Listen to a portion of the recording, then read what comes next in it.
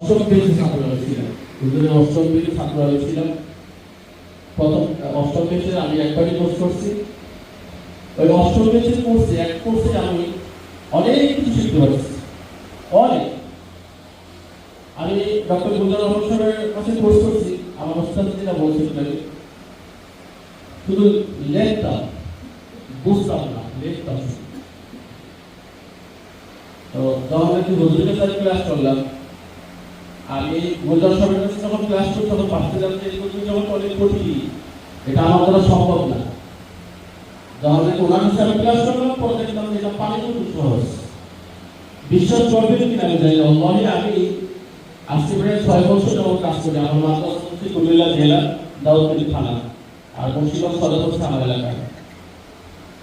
আমি এ পর্যন্ত কাজ করতেছি খুব সুনামের সাথে, আলহামদুলিল্লাহ, খুব সফলতার সাথে। যতগুলো জিনিস হোক না কেন, ইনশাল্লাহ আমি কাজ করতে পারি। একটা কথা মনে রাখবেন, ভয় নিয়ে কাজ করবেন না। যারা এখানে নতুন আছে